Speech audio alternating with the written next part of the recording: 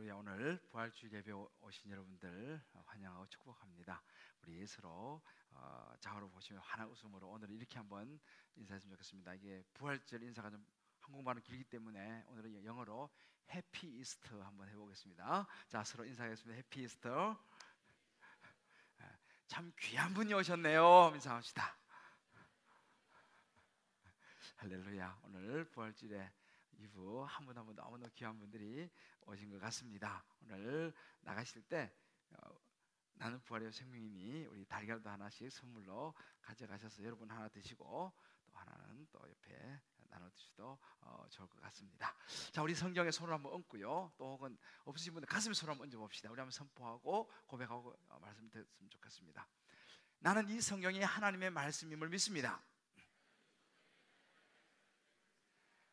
나는 이 말씀이 능력 있음을 믿습니다. 나와 내 자녀와 가정을 인도할 줄 믿습니다. 나는 이 성경에 기록된 예수님의 부활을 믿습니다. 할렐루야. 아멘입니다. 우리 지난주에 고난주간 특별 새벽기도를 통해서 참 많은 은혜를 받았는데 다음에 시간이 되면 한번 이렇게 압축해서 한번 보여드리고 싶은 그런 마음이 있습니다. 리 스트로베리라고 하는 그 사람이 있습니다. 이분은 미국 아주 명문 예일대 법학과를 나와서 그 유명한 그 시카고 트리뷴지의 명칼럼니스트고 또 아주 그 탁월한 언론인입니다. 그래서 이 사람이 또 법률 담당 기자도 했던 아주 똑똑한 샤프한 사람인데 이 사람은 교회에 대한 아주 적대감을 가지고 있는 사람입니다. 아주 교회 그러면 그냥 알레르기 반응을 일으키는 아주 냉소적인 당연히 무신론자고 진화론을 믿는 사람입니다. 실제로 이 사람이 굉장히 유명하고 아주 탁월하기 때문에 미국에서 여러 가지 중요한 사건들을 해결했습니다. 심지어 뭐 살인 사건도 이렇게 총기 사건 같은 것도 다 유죄로 판결 난 부분도 집중 분석하고 취재해가지고 다시 그것을 이렇게 뒤집는 그런 딕슨 사건이라고 하는 유명한 사건도 이제 했던 아주 탁월한 사람인데 이 리스토벨은 당연히 하나님을 믿지 않습니다. 하나님은 일종의 인위적으로 만들어진 어떤 존재다라고 이야기를 합니다. 하나님의 존재는 사람들이 두려우니까 그냥 소망을 하고 또 어떤 고대의 신화 또 원시적인 그런 미신 때문에 하나님의 존재가 만들어진 것이다 이렇게 이제 이야기합니다. 단지 아니 예수 안 믿는다고 사람들을 지옥에 던져버린다면 그거는 하나님 무슨 사랑의 하나님이냐 라고 하는 논리를 펴죠. 이런 논리를 백업하기 위해서 리스트로벨은 굉장히 많은 책을 읽습니다. 이 사람이 원래 똑똑한 사람입니다만은 다양한 그런 그 학자들 또 교수들 이런 논리들 자기의 어떤 이런 생각을 이런 의심을 뒷받칠 만한 많은 역사적인 이런 책들을 읽으면서 이제 자기 견해를 이제 백업을 합니다. 그런데 그 과정 속에서 그런 책들 읽으면서요 어떤 부분은 이거 좀 자기 생각하고 조금 살짝 안 맞는 부분도 보이는 거예요. 근데 이 사람은 그 부분은 무시해버립니다. 왜 무시하냐면 이러다가 또 내가 괜히 또 조금 그런 몇 부분 가지고 얘기하다가 혹시 내가 예수 믿어버리면 어떡할까 이 두려움이 있었어요. 그럼 예수 믿으면 지금까지 자기가 나름대로 자기 중심적으로 막 살아오고 자기 개성대로 살고 또 뭐 대충 가끔 비도덕적인 일도 좀 하면서 그렇게 그냥 살아가는 사람인데 예수 믿어버리면 이제 그런 것도 다 포기해야 되지 않냐 하는 그런 불안한 마음이 사실은 있었어요. 어느 날 이 사람이 그리스도의 사건을 한번 내가 재조사해봐야겠다라고 하는 생각을 하게 됩니다. 왜냐하면 자기 부인 그 웨슬리라고 하는 레슬리라고 하는 이 부인이 어느 날 선포해요. 나 예수 믿겠습니다 라고 선포를 딱 한 것입니다. 그 말 듣고 충격을 받습니다. 아니 말도 안 되는 그 싸구려 상품을 갖다가 막 좋은 상품처럼 포장해서 내놓는 예수를 믿겠다고?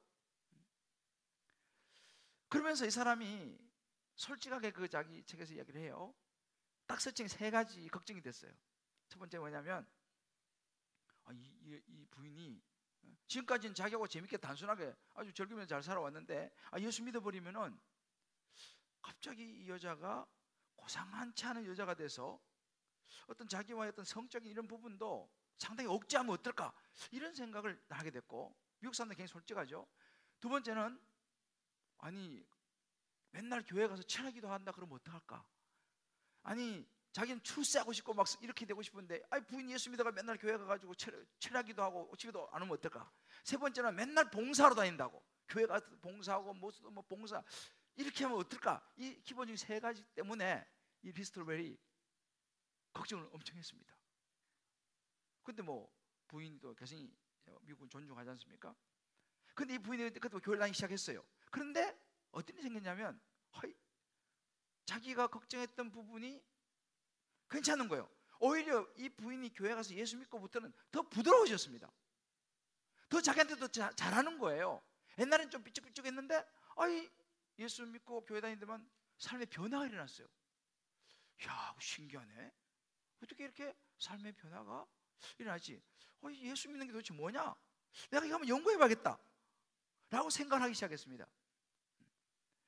그러면서 이 사람이 또 워낙 분석적이고 똑똑한 사람이니까, 그러면 이 예수가 도대체 진짜냐 가짜냐, 이걸 자기가 연구하기로 마음을 먹고 2년 동안요 미국의 탁월한 과학자들부터 시작해가지고 탁월한 교수들을 13명을 찾아다니면서 자기가 가지고 있는 모든 방대한 자료를 가지고 질문하고 분석하고 캐내기 시작합니다. 뭐 다양한 분야에 뭐 역사 분석, 뭐 과학, 고고학, 고대 문학, 뭐 심지어 성경까지, 성경 구절까지 연구를 하기 시작합니다. 진짜 예수 믿을 만한 사람인가라는 거죠. 그러면서 이제 세 가지 이 사람이 하는 게 뭐냐면, 예수에 대한 기록을 첫 번째 검토를 한다. 두 번째, 예수를 분석한다. 이 사람이 하나님의 아들이라 그러는데 이게 말이 되냐? 세 번째는 부활을 연구해서 죽음과 부활에 대한 이 사건이 정말 의식적인 어떤 증거가 있느냐, 의학적인 증거가 있느냐, 그리고 시체가 사라졌다는 거, 이거 증거가 있느냐, 부활했다는 증거가 있느냐, 또 부활한 예수님이 사람들도 만났다는데 그것을 어떻게 증명할 수 있냐, 뭐 이런 아주 디테일한 것을 가지고 이제 막 이제 연구를 시작을 했습니다. 자, 이렇게 2년 동안 수많은 학자들 찾아다니면서 디스커션하고 분석하고 막 질문하고 해가지고 결론을 내렸어요. 어떤 결론을 내렸을까요? 예수는 실제로 맞구나 라는 결론을 내렸습니다. 예수는 역사에 존재했던 인물이고, 이 사람이 십자가에서 죽었고 부활했다는 사실을 알게 됐어요. 결국 이 사람이 그리스도인이 되어버렸습니다. 부인 따라 교회 가기 시작했어요. 그 다니던 교회가 윌로우 크릭이라고 미국에서 상당히 빌 하이빌스라고 하는 유명한 목사님인데, 그 교회는 이렇게 구도자 예배라 그래가지고 믿지 않는 사람들을 많이 오게 하는 교회입니다. 거기 가서 예수 믿고 이 사람이 나중에 설교 목사가 됐어요. 그러다 지금은 세들백 교회라고 릭 오렌 목사님 이름 들어보실 겁니다. 그 교회에서 지금 사역하고 있는데, 그 교회에서 특히 교회 처음 오는 사람들, 믿지 않는 사람들을 위해서 사역하는 그 부분을 담당하고 있어요. 아무도 이 사람이 그렇게 변하려고 생각을 하지 못했던 사람입니다. 여러분 보세요. 부활이라는 이 어찌 막연한 거잖아요, 부활. 그러나 이 부활을 어떤 모양으로도 확신을 하고 정말 이 부활을 믿게 되면요, 경험하게 되면요, 사람이 안 바뀔 수가 없어요. 안 바뀔 수가 없어요. 저는 이번에 특별히 새벽기도를 하면서 예수님의 부활을 믿고 확신하고 살아가는 한 분을 제가 만났어요. 아마 여러분들 새벽에 오신 분은 보셨을 거예요. 최종상 선교사님입니다. 이번에 이제 영국에서 오셔서 3일 동안 우리 교회 새벽에 나오셔서 이 시차 이런 것도 뭐 쉽지 않은데 아무튼 너무 주옥 같은 말씀을 전해주셨어요. 나중에 여러분들 시간 되시면 꼭 인터넷 들어가셔서 꼭 들어보시길 제가 추천합니다. 이 최종상 선교사님은 어떤 분이냐면, 이분 사실 굉장히 굉장한 분입니다. 전에 그 독일에서 이제 출발했는데, 세계 이 배가요, 둘로소라고 하는 배가 있습니다. 이 배가 130.35 메타예요. 굉장히 큰 배입니다. 이 배는요, 전 세계 50국에서 온 350명의 선교사가 이 배를 타고 있어요. 그래서 이 50국의 350명의 선교사가 이 배를 타고 전 세계를 돌아다니면서 우리 한국에도 몇 번 왔죠? 한국에 가서 그 항구를 중심으로 복음을 전해요. 책 같은 서적을 판매하고 하면서 복음을 전하는 이런 그 배인데, 한국 사람으로는 최초로 둘로스의 단장이 됐어요, 이분요. 앞으로도 내가 볼 때 한국 사람이 나올까 저는 잘 모르겠어요. 하여튼 그러니까 이게 여러분들 별로 안 놀라시지만 굉장한 일입니다. 그 둘로스의 단장을 역임했어요. 그래서 오랫동안 둘로스를 전 세계를 다니면서 사역을 하셨던 분이죠. 뭐 영어 이것은 뭐 말할 것도 없어요. 뭐 거의 뭐 아주 네이티브 수준이에요. 그리고 이번에 또 런던 바이블 칼리지, 영국의 런던에 있는 아주 좋은 학교입니다. 그 학교에서 한국인 최초로 PhD를 받았어요. 로마서 연구 신약자입니다. 예담이지만 저도 거기서 공부했습니다. 근데 아무튼 그렇게 탁월한 분이 이분요. 그러니까 이분은 뭐 어디 한국 뭐 영국 미국 어디 가서든지 학자로서 손색이 없어요. 특히 유럽에서는요, 이분이 굉장히 알려져 있습니다. 학자로서도. 그런 굉장한 분인데 지금 이분이 뭘 하시냐면요, 영국에서, 영국 교회가 좀 굉장히 정말 이 디클라인 됐어요. 그래서 어제 그 이야기하신 보니까 한 교단에서요, 교회가 5개 개척이 되면요, 5개 개척이 되는데 그 교단에 교회가 800 몇십 개가 문을 닫는다는 거예요. 이게 지금 영국 분위기입니다. 5개 개척되고 800 몇십 개가 문을 닫는 거예요. 그러니까 영국이 얼마나 지금 이 복음에 불모집니다. 그래서 이분이 생각한 게 뭐냐면, 영국 사람들에게 어떻게 하면 이 교회를 일으킬 수 있을까 이 생각을 하면서 이제 한 게 뭐냐면, 영국 사람들을 모아다가 교회 개척 학교를 세웠어요. 그래서 그 학생들을 1년 동안 막 가르쳐 갖고 이 사람들로 하여금 교회 개척을 하게 만드는 거예요. 그래서 영국 교회, 유럽 교회를 다시 한번 일으켜봐야겠다, 그런 이제 꿈을 가지고 사역을 하고 계시는데, 사실 이게 참 쉽지 않은 일인데 이분이 나이가 68세예요. 그렇게 안 보여요, 사실. 난 한 60대 초반 정도 될까, 뭐 50대 후반 이렇게 보이는데 실제로 나이가 68세입니다. 근데 그 사역을 하고 있는 거예요. 누가 별로 뭐 알아주지 않죠. 딴 데 가면 얼마든지 대우받으면서 편하게 살 수 있어요. 그분은요, 모든 이 사회적인 이런 그 위치와 모든 것이 할 수 있어요. 그런데 거기서 그 영국 사람들 모아놓고 그 학교라는 거예요. 왜요? 복음 때문에. 제가 이번에 사실은 마지막 날, 이분이 마지막 날 마지막에 이런 이야기를 한마디 하고 내려오셨어요. 제가 여기 영국에서 여기까지 와서 여러분에게 말씀을 드리는데, 저는 한국교회에서 이렇게 고난주간 이런 거 하면 강사들 몇 분 모셔가지고 이렇게 말씀 듣고 그렇게 하는데, 저는 그런 순서에 의해서 그 자리를 땜빵하러 이렇게 와갖고 딱 주어진 시간에 설교하고 떠나는 그런 사람이 되고 싶지 않다, 이런 이야기를 했어요. 나는 뭐 사례비고 뭐 이런 것이 내게 중요한 건 아니고, 저는 이 자리에 와서 여러분에게 정말 예수 그리스도의 구원의 은혜가 얼마나 큰지, 자기가 만난 예수가 얼마나 소중한 분인지, 왜 우리가 전도를 해야 되는지, 왜 영혼 구원이 중요한지를 저는 여러분에게 말씀드리고, 제가 가지만 여러분들 마음속에 그 예수가 남아서 여러분의 삶에 작은 변화라도 일어나기를 소원하는 마음으로 제가 여기 온 거지, 그저 어떤 순서, 어떤 고난주간 내가 어느 한 순서 그것 때문에 오지 않았다, 이 이야기를 했어요. 여러분 어떨지 모르지만 저는 목사 입장으로 그 말에 굉장한 도전과 정말 감동을 받았어요. 저는 뭐 집회를 잘 나가지는 않습니다만은 사실은 그렇게 쉽지 않습니다. 그러니까 사명 때문에 여기까지 온 거예요. 사명 때문에. 왜? 어떤 사명? 예수 부활하셨다, 예수가 우리를 십자가에 죽으시고 부활하셨다, 이것을 전하기 위해서, 자기가 만난 그 예수를 전하기 위해서 왔다는 거예요.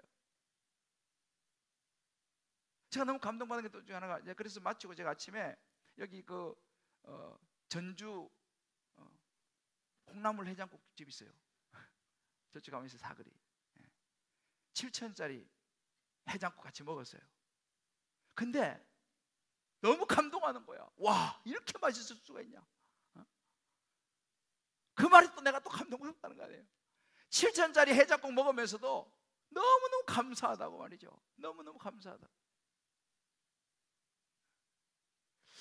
왜? 무엇 때문에? 그래, 부활하신 하나님이 그 마음에 있는 거예요. 그 예수의 복음이 있는 거예요. 그러니까 다른 것은 그 문제가 안 되는 거예요. 이게 바로 부활하신 예수님을 붙잡은 사람은 이렇게 다르다니까요. 저나 여러분, 우리가 부활을 믿습니까? 여러분 부활을 믿습니까? 아멘입니다. 저는 부활을 믿습니다. 물론 아멘 사람이 많죠. 아멘 사람이 훨씬 많죠. 근데 여러분 생각해 보세요. 만약에 부활이 있잖아요, 1%라도 거짓말이 섞였다 그러면요, 99%는 사실인데 1%만 거짓말이 섞였다 그러면요, 기독교는 그걸 끝입니다. 기독교는 의미가 없어요. 0.0001%만 거짓말이 섞였다 해도 저나 여러분이나 믿을 필요가 없어요. 부활은 100% 진실요, 진리요, 사실일 때 의미가 있는 줄 믿으시기 바랍니다. 이걸 우리 분명히 알아야 돼요. 사도 바울이 이렇게 얘기했습니다. 만일 죽은 자의 부활이 없으면 그리스도도 다시 살아나지 못하셨으리라. 그리스도께서 만일 다시 살아나지 못하셨으면 우리가 전파하는 것도 헛것이요, 또 너희 믿음도 헛것이며, 이렇게 말합니다. 만일 그리스도 안에서 우리가 바라는 것이 이 세상의 삶뿐이면 모든 사람 가운데서 우리는 더욱 불쌍한 자다, 이렇게 말합니다. 무슨 얘기입니까? 부활이 없다면 있잖아요, 우린 진짜 불쌍한 사람이에요. 우리가 뭐 하는 겁니까? 이 시간에 집에서 그냥 쉬고 하고 싶은 거 하고 그래 살아야지. 이 딱딱한 의자에 앉으셔갖고 그잖아요. 오늘은 얼마나 우리 주기부 찬양대가 멋진 찬양을 너무 잘했죠, 그죠?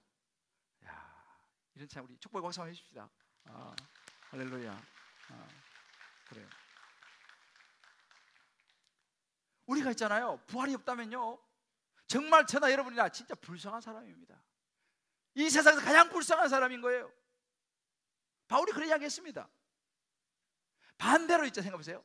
부활이 있다면, 만에라도 부활이 있다면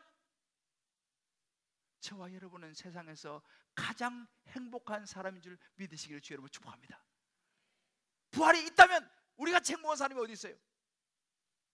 여러분, 부활을 아는 거와 믿는 건 좀 차이가 있습니다. 진짜 우리가 부활을 믿는다면요, 내가 예수님이 나를 위해 십자가에 죽으시고 부활하셨다는 사실을 내가 믿는다면, 그리고 내게 영원한 천국이 있다는 것을 믿는다면요, 우리는요 삶이 달라질 수밖에 없어요. 우리 안에 기쁨과 소망, 죽음이 두렵지 않습니다. 여러분, 진짜 부활을 믿으면요 죽음이 두렵지 않습니다. 많은 사람들은 죽음이 왜 두렵습니까?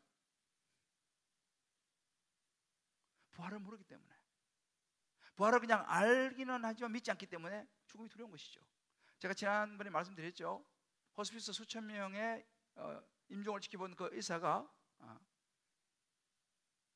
내린 결론 세 가지 중에 한 가지가 뭐냐면, 사람들은 죽음 이후에 아무것도 없다는 것에 대한 엄청 두려움을 느낀다는 거예요.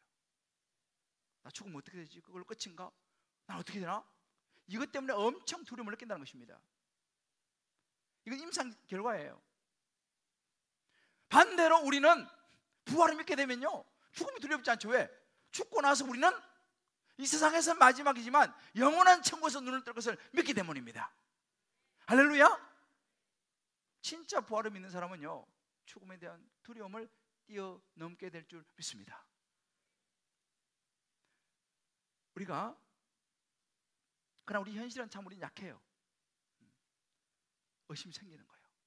예수님 3년 동안 따라다닌 도마도 의심했잖아요. 예수 부활을 내가 알지만, 나는 믿는다고 말을 하지만, 우리는요 조그만 시험에 대도 넘어지고, 조그만 일에서 상처받고, 조그만 어려운 일이 생겨도 그냥 속없이 무너져 버리는 것이 어쩜 우리의 모습입니다. 여러분, 우리 알아야 돼요. 정말 예수의 부활을 믿는다면요, 부활은 이론이 아니에요. 지식이 아닙니다. 우리의 삶과 연결돼야 될 줄 믿습니다. 할렐루야. 십자가에서 오늘 이 본문이 보면 나와요. 아리마대 사람 요셉이 예수님이 시신을 빌라도한테 달라 그래가지고 자기가 쓰려고 준비했던 무덤에다가 예수님을 갖다 놓죠. 그렇게 장례를 치르는 헌신이 나옵니다. 그리고 이제 그 다음 날 대제사장들과 이 바리새인들이 빌라도 총독에게 왔어요.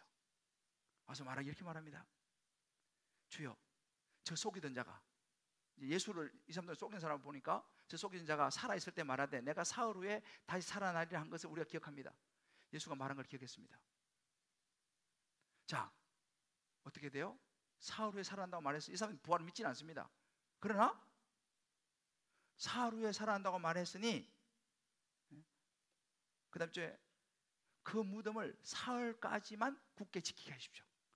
사흘 안에 이 시신이 없어진다든지 무슨 일이 생기면 사람들이 믿어버리면 안 되니까 사흘 동안 좀 지켜주십시오. 그래서 빌라도가 그 말을 듣고 이 경비병들 보내가지고 힘써 사흘을 지키게 만듭니다. 어떻게 됐을까요? 도장 꽝 찍어, 아까 우리 화면에 나왔죠? 도장을 경비병이 가가지고 돌 딱 맞고 혹시라도 누가 할까봐 밧줄로 해가지고 도장 꽝 찍어가지고 무덤을 지켰습니다. 그 다음날 3일째 되는 날 새벽, 우리만 주일날 새벽, 막달라 마리아와 달 마리아가 이제 가서 보게 되죠. 가서 보니 이미 큰 지진이 나서 하나님의 천사가 내려와서 돌을 굴러내고 그 위에 앉아 있는 것입니다. 그 모습이 번개 같고 옷은 눈과 같이 희다라고 묘사합니다. 거기서 지키던 사람이 두려워, 무서워하면서 지키던 사람이 무서워하는 거예요. 자기들 눈앞에 나타난 믿을 수 없는 일이 일어난 것입니다. 물론 여인들도 이게 무슨 일인가 무서워하죠. 그때 예수님이 말씀하십니다. 무서워하지 말라. 십자가에 못 박힌 예수를 너희가 찾는 줄 내가 아는데 그가 여기 계시지 않고 그가 말씀하신 대로 살아나셨나이다. 할렐루야. 와서 그가 누워있는 거 보라 라고 말합니다. 이제 이 다음 나오는 장면이 뭐냐면 이제 거짓말을 이제 하죠. 시도하죠. 우리가 잠잘 때에 훔쳐갔다 제자들이 뭐 이런 이제 거짓말을 나중에 이제 만들어 냅니다. 근데 사실 그것도 좀 다음에 시간 되면 말씀드리겠지만 우스운 얘기예요. 잠잘 때 제자들이 훔쳐갔다. 자는데 어떻게 봐요? 안 그래요? 잠을 자고 있는데 어떻게 봐요? 훔쳐간지 자기들 어떻게 알아? 그러니까 거짓말 속에 또 이게 참 재밌는 또 호구가 있어요. 아무튼 자, 그러면요, 우리가 부활절을 맞이해서 오늘 현대를 살아가는 이 잠실에서 이 우리 서울의 대한민국에 살아가는 저와 여러분의 삶 속에서 오늘 이 말씀이, 이 부활의 말씀이 무슨 의미가 있습니까? 그래서 어떻게 됐다는 거예요, 우리한테? 이걸 잘 보셔야 돼요. 오늘 말씀이 여러 가지 의미가 있지만 그 중에 하나만 우리가 보면 믿든지 믿지 않든지 예수님은 부활했다는 사실을 성경은 말해주고 있습니다. 할렐루야. 믿든지 믿지 않든지 예수님은 부활했다는 사실이에요. 그리고 예수님 부활의 시간이 온다는 걸 우리에게 보여주고 있습니다. 그러고 보면 우리의 인생이요, 우리 그리스도인들에게 마찬가지예요. 무덤이 끝이 아니라니까요. 우리는요, 무덤은 절망이잖아요. 우리 인생은요, 무덤, 절망이 끝이 아닙니다. 오늘의 현실, 고난, 아픔이 끝이 아니라니까요. 부활의 아침이 온다는 사실을 믿으시기를 주의 이름으로 축복합니다. 사람들은요, 이 사실을 두려워해요. 예수 안 믿는 사람들, 부활을 믿지 않는 사람들, 관심도 없지만 그들 마음 한구석에는 두려움이 있어요. 왜? 진짜 예수님 부활하시면 어떡해요? 여기 있는 많은 사람들도 어떻게 해서라도 예수 부활이라고 하는 것을 막아보려고, 거짓말이라고, 거짓말하라고 돈도 엄청 주고 막 하지만, 로마의 권력으로 도장을 찍지만 예수 부활을 막을 수는 없어요. 많은 사람들이 뭐 안 믿고 뭐 나는 모른다 뭐 해도 예수 부활은 부인할 수가 없다는 사실을 저와 여러분 오늘 말씀 가운데 붙잡게 되기를 주의 이름으로 축복합니다. 자, 그러면 이걸 증명하냐 말이죠. 빈 무덤, 예수 부활 증명하기 어렵습니다. 오늘 성경에 나오죠. 천사의 메시지. 천사가 와서 말하되 그가 여기 계시지 않고 말씀에 살아나셨다. 사람들이 그랬죠. 아이고, 내가 천사를 봤어 2000년 전에. 어떻게 그걸 믿어? 그가 여기 계시지 않고 부활하셨다? 아유, 그걸 어떻게 믿어? 그렇잖아요. 어떻게 믿어? 2000년에 천사 나타났다. 내가 천사를 본 것도 아니고 내가 그때 있었던 것도 아니고. 그렇게 말하면 우리가 말하기가 힘듭니다. 뭐라고 말하겠어요? 그러나 오늘 본문은요, 분명한 부활의 증거를 보여주고 있습니다. 뒷부분에 보게 되면 예수께서 그들을 만나, 9절에 보면 나와요. 예수께서 진짜 그들에게 나타나셨어요. 만났어요. 만나서 말했습니다. 평안하냐 여인들에게. 여자들이 나가 그 발 붙잡고 경배합니다. 만났어요. 천사 말만 들은 게 아니에요. 예수님이 나타나서 만났어요. 그리고 사실 예수님은 40일 동안 이 땅에 계시면 성천하기 전에 여러 제자들을 여러 번 만났고 마지막에는 수많은 사람들이 보이는 데서 성천하셨습니다. 예수님 부활하신 줄 믿습니다. 아멘 아무도 안 하잖아요. 보세요. 예수님 부활하신 줄 믿습니다. 아멘이죠. 근데 사람들은요, 아멘 하면서 별로 와닿질 않아. 그건 내가 아는데. 그럴까요? 어떻게 할 수 있습니까?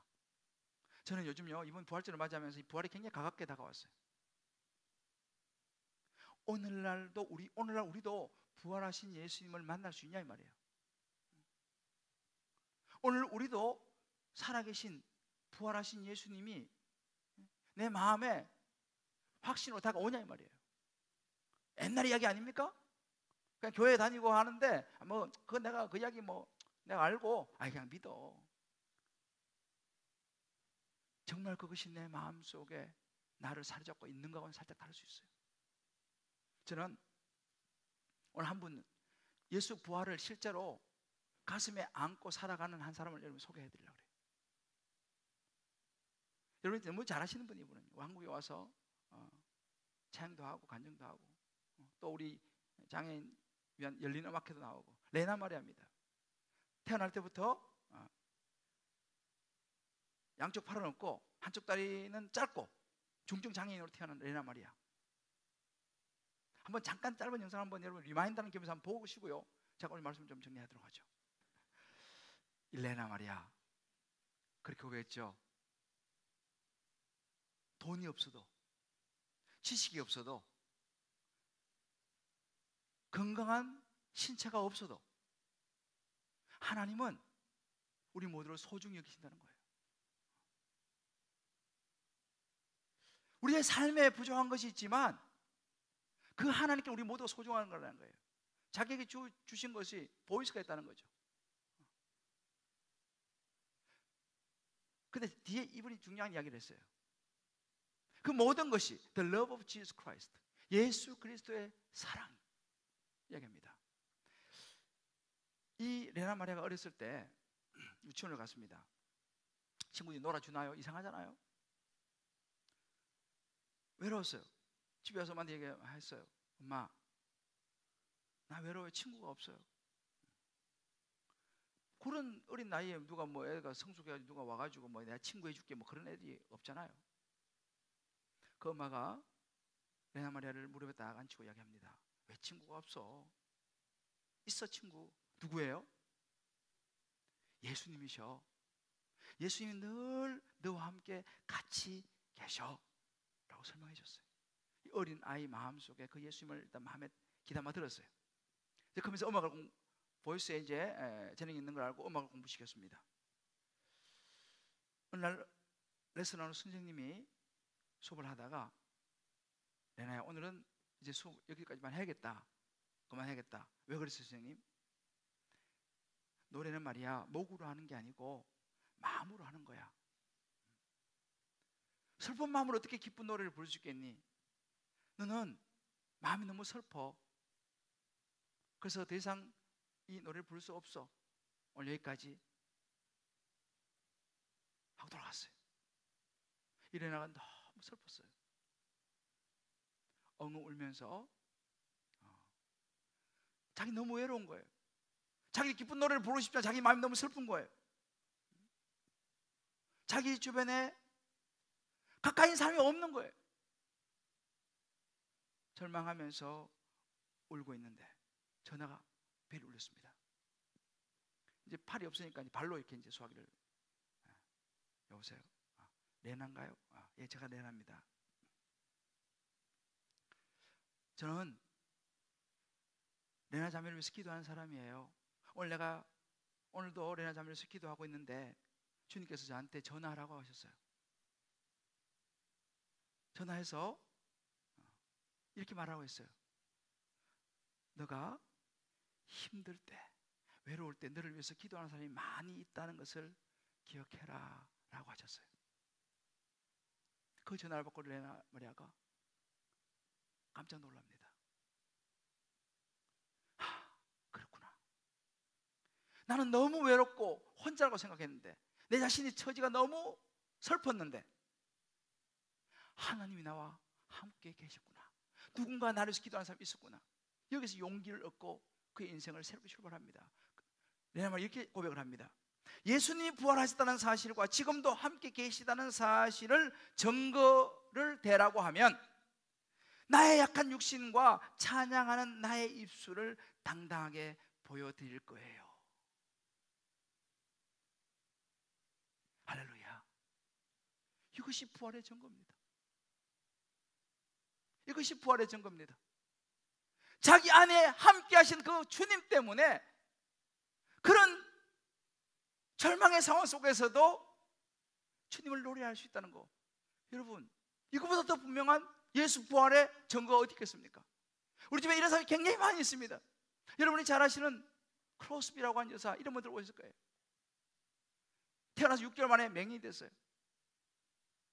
기가 막힌 인생 아니겠습니까? 그런데 이 크로스비가 주님을 만나고 수많은 찬송가, 우리가 가지고 있는 찬송가의 수많은 곡들, 2,000곡 이상을 이 크로스비가 썼습니다. 우리가 은혜 받는 많은 찬송가 중에 대부분이 이 크로스비가 쓴 거예요. 예수로 나의 구주 삼고, 이 찬송. 나의 갈 길 다가도록 예수인, 이 찬송. 주가 맡긴 모든 역사 힘을 다해 마치고 나의 주를 나의 주. 주옥 같은 찬송가를. 여러분 보세요. 예수님께서 부활하시지 않으셨다면 어떻게 이렇게 이런 찬송을 쓸 수 있겠습니까? 최은강 선교사님의 가슴 속에 부활하신 예수님이 계시지 않다면 어떻게 그렇게 살아갈 수 있겠습니까? 이것이 증거입니다. 우리의 마음속에 날마다 살아계신 이 예수님을 만나는 것. 여러분, 부활의 시작은 무덤이었어요. 무덤은 뭡니까? 절망이죠. 어둠이죠. 희망이 없는 것입니다. 우리도 살아가다 여러분들 중에서도 약간 이런저런 일들로 인생에 고난이 오신 분이 있습니까? 어둠? 무덤 같은 그런 인생을 살고 계신 분이 계십니까? 요즘 우리나라가 뭐 이 정치, 경제, 사회적으로 상당히 지금 이거 어렵다고 이야기를 하죠. 살아계신 하나님이 예수 그리스도를 죽음 가운데서 일으키시고 그 주님이 계시다는 사실을 믿고 기도하면 우리나라를 하나님이 책임질 줄 믿습니다. 우리 자녀를 하나님이 책임질 줄 믿습니다. 내 인생을 하나님이 책임질 줄 믿습니다. 이게 부활이에요. 그런데 불구하고 참 우리 인생이 힘을 잃을 때가 종종 있습니다. 저도 목사지만 가끔씩 제 자신을 바라보면요, 어떨 때는 참 아직도 온전히 변화되지 않은 죄인의 이 모습이 제 안에 보일 때 참 무덤처럼 느껴질 때가 있어요. 절망스럽죠. 내가 그래도 명색이 목사인데 이거밖에 안 되나, 그런 생각이 들 때가 있어요. 요즘도 한 번씩 제가 뭐 이렇게 사역하다가 부교육자들 한 번씩 막 화가 막 확 올라올 때가 있어요. 목사 그러면 안 되지 않습니까? 근데 그런 데가 있어요. 그래서 그런 생각 해봐요. 이 갱년기가 되면 호르몬의 변화가 일어난다는데 내가 이게 갱년기인가? 이런 생각도 한번 해보고요. 아니 왜냐면 우리 아들이 뭐라 그러면 엄마 나 사춘기야 이렇게 얘기하더라고. 사춘기라서 그래 뭐 이렇게 얘기하더라고. 나도 갱년기인가? 근데 우리 성도들을 이렇게 섬기고 이렇게 막 하는데 어떨 때는 좀 그런 게 소홀히 여겨진다 이런 생각이 들면 막 내가 잘 참기가 힘든 거예요. 우리 성도들에게 좀 더 내가 정말 잘 보살펴 줬으면 좋겠는데 이게 또 한편 욕심인가 이런 생각도 해보고 하여튼 제 안에 이런 이 갈등과 이런 것이 있어요. 뭐 결국 제 약함이죠. 제 안에 있는 어떤 무덤 같은 그런 모습이죠. 그렇죠. 그래도 위로가 되는 게 뭐냐면 사도 바울이요. 사도 바울도 그러더라고 보니까. 오라 나는 공고한 자로다. 누가 이 사망에서 나를 건져낼게요? 누가 이 무덤에서 나를 건져낼게요? 바울도 그렇게 고백하더라고요. 그러므로 이제 그리스도 예수 안에 있는 자는 결코 정죄함이 없나니 이는 그리스도 예수 안에 있는 생명의 성령의 죄와 사망에서 너를 해방하였습니다.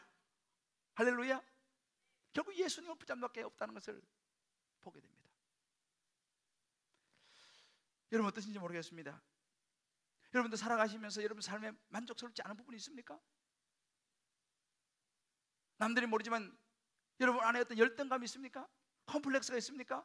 일이 안 풀리는 문제가 있습니까? 육체적인 이런 어려움이 있습니까?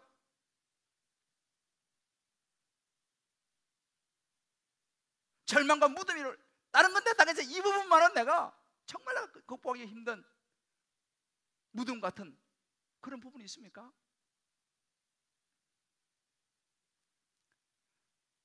저와 여러분이 오늘 이 시간 부활하신 예수님을 다시 붙잡는 시간 되시기를 주의 이름으로 축복합니다. 할렐루야. 부활하신 주님 붙잡는 거예요. 왜? 내 힘으로 안 되니까. 이번에 차준희 교수님이 와가지고 그 전도서를 설교하시는데 전도서 3장 11절에 보면 그런 구절이 있어요. 하나님이 모든 것을 지으시되 때를 따라 아름답게 하셨다. 이 부분을 풀었는데 이렇게 풀으시더라고요. 여기서 말하는 때를 따라 아름답게 했다. 이 때라는 것은요 항상 좋을 때만 이게 아니라는 거죠. 이 때라는 것은 좋은 일이 있을 때도 있고 나쁜 일이 있을 때도 있다 이 말이죠. 우리 인생을 살아가다 보면 항상 좋은 일만 있으면 좋지만 그렇지 않다. 좋은 일도 있고 나쁜 일도 있다. 그러면 좋은 일만 하나님께서 계획하셨느냐? 그게 아니라는 거죠. 때를 따라 좋은 일은 좋은 때, 나쁜 일, 나쁜 때 그 모든 것을 다 하나님께서 아름답게 섭리 가운데 인도하신다는 사실을 저와 여러분 믿으시기를 주의 여러분 축복합니다. 좋은 때만이 아니에요. 나쁜 때도 하나님의 섭리 가운데 있는 거예요.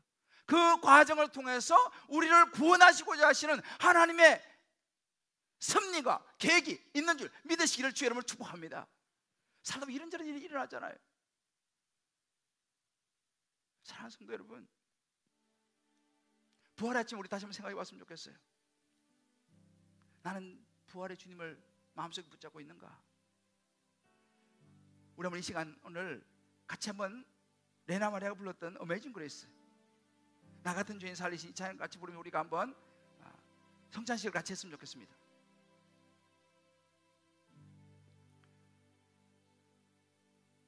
성찬식은요 한 가지 여러분 분명한 것은 내가 이 부활하신 예수님을 내가 믿습니다 라고 하는 고백이 이 성찬식에 담겨 있어요. 나는 그 예수 못 믿어 이런 분들은 이 성찬을 사실은 받는 것은 의미가 없어요. 자격이 뭡니까? 나는 부활하신 예수님을 믿습니다. 요 고백이 있는 분들만 떡과 잔을 받으시면 돼요. 이거 받으면 여러분 믿는 거예요. 이게 참 고백이니까. 할렐루야. 나 같은 죄인 살리신 찬양 같이 부르면서 저와 여러분을 위해서 내어주신 예수님의 몸 함께 우리 나누고 받아서 여러분 찬송하시고 기도하시다가 공동체로 먹는 것은 같이 먹도록 하겠습니다. 오늘 말씀 생각하시면서 부활하신 주님을 생각하면서 우리를 위해서 내어주신 몸을 같이 한번 기념하도록 하겠습니다. 나 같은 죄인 살리신 주를 해놓으라와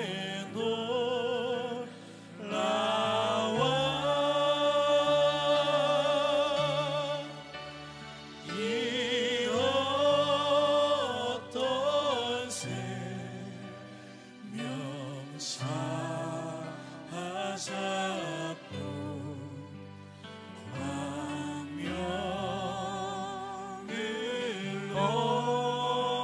얻었네. 큰 죄악에서 건지신 야, 빨리 나오세요. 빨리 나오세요.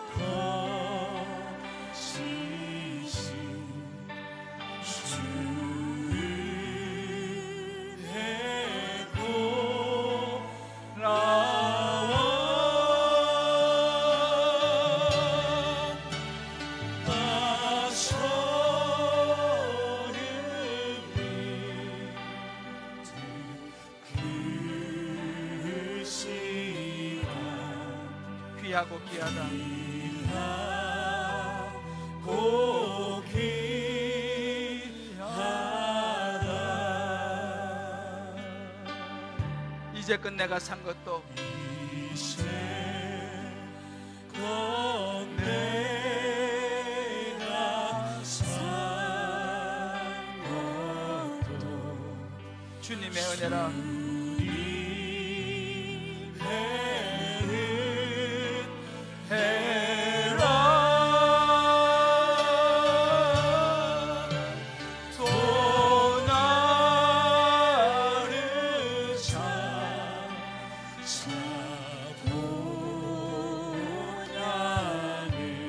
인도해 주시리.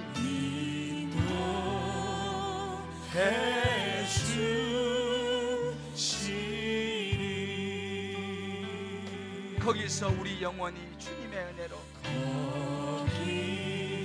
거기서 우리 영원히 주님의 은혜로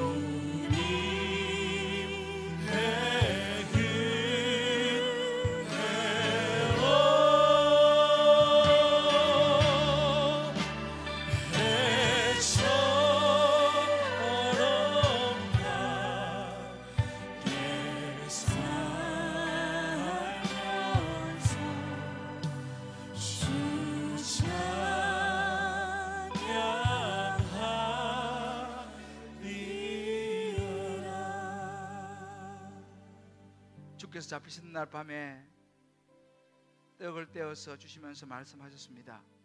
이것은 너희를 위한 내 몸이다. 이 떡을 먹을 때마다 나를 기억하라 라고 말씀하셨습니다. 잊지 말라는 것이죠.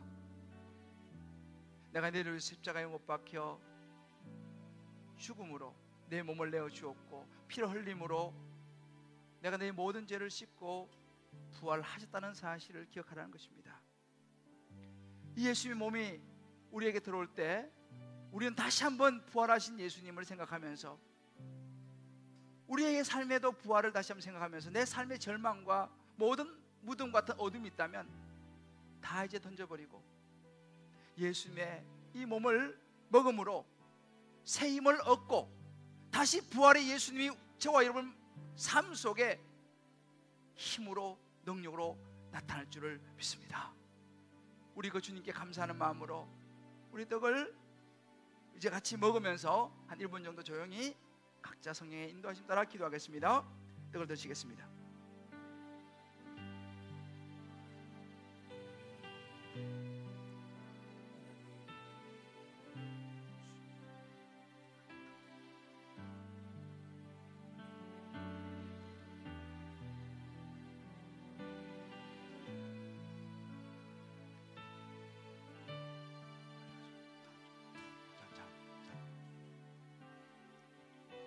가져 내려가야지.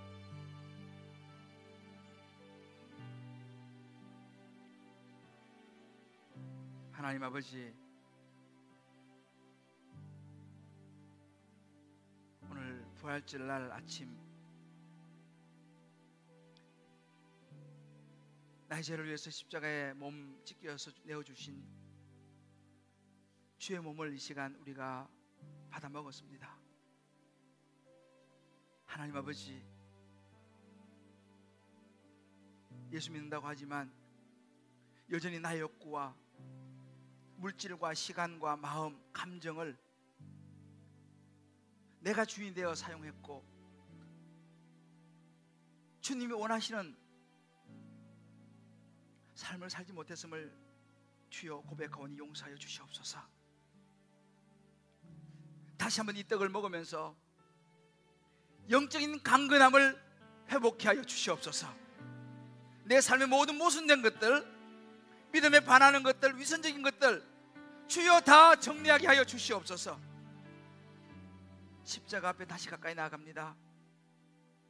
하나님 아버지, 이 시간 계속해서 보혈을 기념할 때 보혈의 능력 대신 주의 보혈을 통해서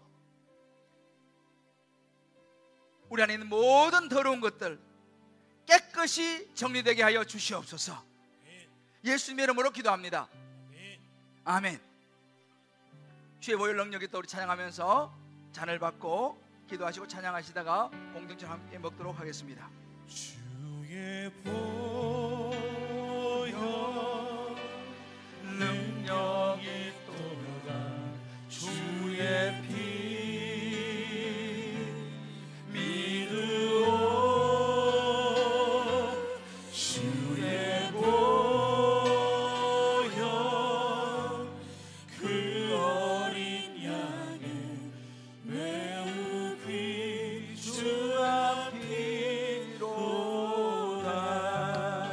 육체의 정욕을 이길 힘은 육체의 정욕을 이길 힘은 보혈의 능력 주의 보혈 정결한 마음을 얻게 하니 참 놀라운 능력이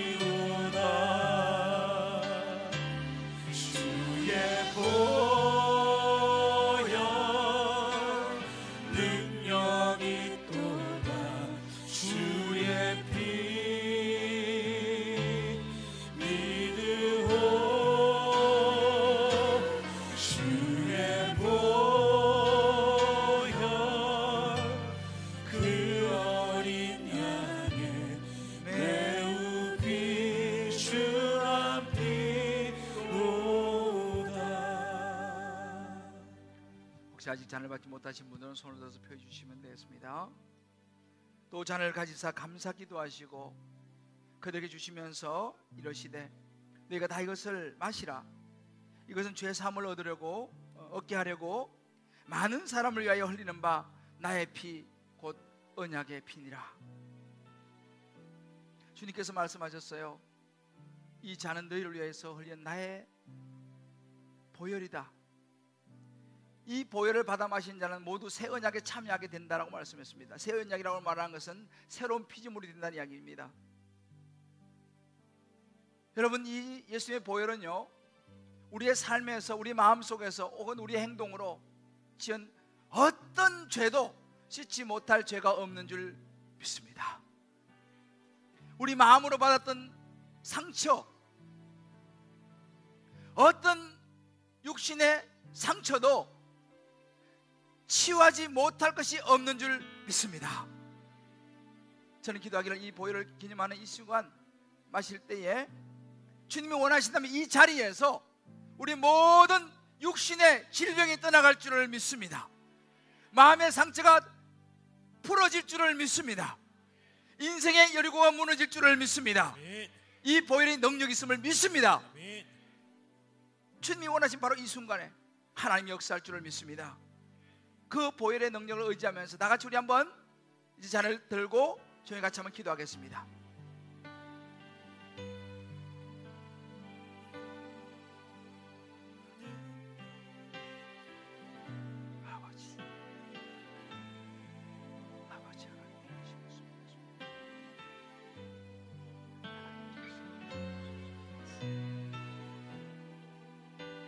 하나님 아버지, 이 시간 치유하시고 역사하시고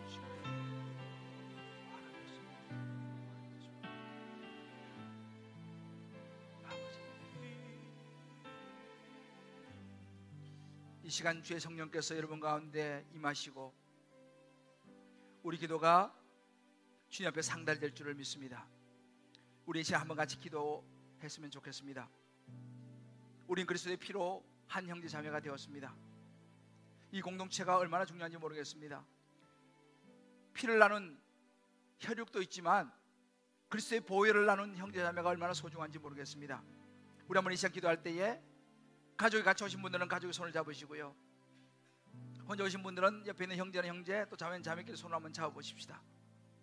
그리고 기도할 때 하나님 아버지, 예수님이 우리를 위해서 내어주신 몸과 흘려진 보혈이 내가 손을 잡은 이 형제, 이 자매 가운데 하나님 임하셔서 주의 보혈로 정결케 하여 주시고 치유하여 주시고 주의 은혜로 축복하여 주시옵소서. 하나님의 기쁨이 되게 하여 주시옵소서. 우리 한번 축복하는 기도를 같이 한번 드리겠습니다. 주여, 하나님 아버지, 손에 손을 잡고 주님 기도하였습니다. 이제 이 나라 이 민족이 서로의 마음에 상처를 주는 것이 아니라 예수의 사랑으로 하나 되고 세워지는 공동체가 되게 하여 주시옵소서. 한국교회가 되게 하여 주옵소서. 주여, 그런 생명의 은혜와 응답에 열린 감사의 공동체, 제자되어 세상을 변화시키는 생명 공동체의 주님 기쁨의 교회가 되게 하여 주시옵소서. 하나님 아버지, 이제 이 성찬을 통하여 나는 우리의 기도가 우리 사랑하는 가족들, 자녀들, 가정마다 하나님의 사랑이 넘쳐나는 은혜가 있게 하여 주시옵소서. 세상이 말하는 복을 넘어 하나님의 사랑을 실천하며 십자가를 더 잘 질 수 있는 팔복의 은혜와 능력을 덧입게 하여 주시옵소서. 예수를 닮아가게 하여 주시옵소서. 하나님, 무엇보다 이 성찬에 참여하면서 우리 자신을 돌아보며 이제는 주여, 내 인생이 내 뜻이 아니라 하나님의 뜻을 이루어드리는 영혼 구원의 사명을 감당하는 우리가 되게 하여 주옵소서. 예수님의 이름으로 기도합니다. 아멘. 할렐루야. 우리 자는 옆으로 이렇게 해서 봉지에 넣어주시고요, 다 일어나 보시겠습니다. 일어나시면서 우리 한번 이렇게 한번 서로 축복합시다. 예수님 부활하셨습니다. 예수님 부활하셨습니다. 성도님의 삶도 부활할 것입니다. 할렐루야. 무덤에서 부활로 간 사실을 믿으시고 여러분의 삶에 어떤 일이 있다 하더라도 이 말씀 붙잡고 다시 일어서기를 주의 이름으로 축복합니다. 할렐루야. 무덤에 머물러 예수 내 구주, 우리 찬양할 텐데, 여러분들 주보사에 보면요, 따뜻한 동에 오이코 작전 카드가 있어요. 우리만을 위한 복음이 아닙니다. 여러분들 올라가시면서 혹은 집에 가져가셔서 내 주변에 믿지 않는 사람들, 생각나는 사람들 꼭 한두 명에 써서 제출하면 좋겠습니다. 부담을 갖지 않으셔도 돼요. 낸다고 다 오는 건 아니에요. 저도 작년에 써냈는데 그 써낸 사람은 안 오고 안 써낸 사람이 왔어요. 작년에 써냈던 사람 또 써내도 됩니다. 왜? 아직 예수 안 믿었잖아요. 또 써셔도 돼. 그래서 오늘 이걸 써서 모아가지고 그분을 집중적으로 교회에서 기도하려고 하니까 다른 거 없습니다. 연락하고 그런 거 없습니다. 그분들 이름을 놓고 기도할 테니까 여러분들 꼭 써서 내주시고, 또 이분들 위해서 계속 기도하고, 이번 22일하고 29일 2번 있거든요. 예배가 4번 되면 8번이에요. 그 중에 한 번이라도 와서 예수님 복음을 들을 수 있도록 여러분이 같이 참여하는 것, 이것이 부활의 은혜를 나누는 것인 줄 믿습니다. 아멘. 할렐루야. 아멘. 무덤에 머물러 힘차게 우리 1절 3절 박수만 부르고 축도하겠습니다.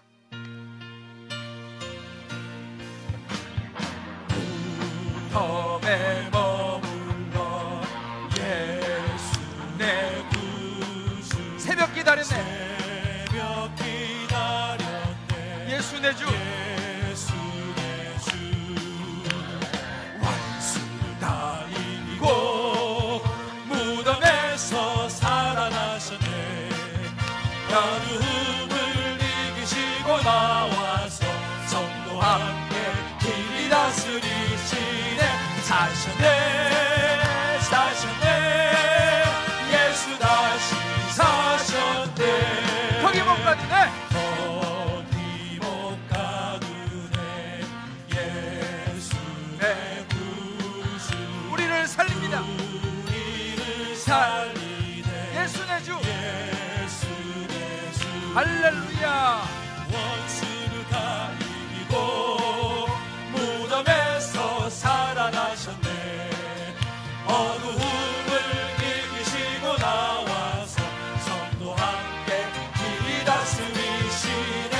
사셨네 사셨네 예수 다시 사셨네.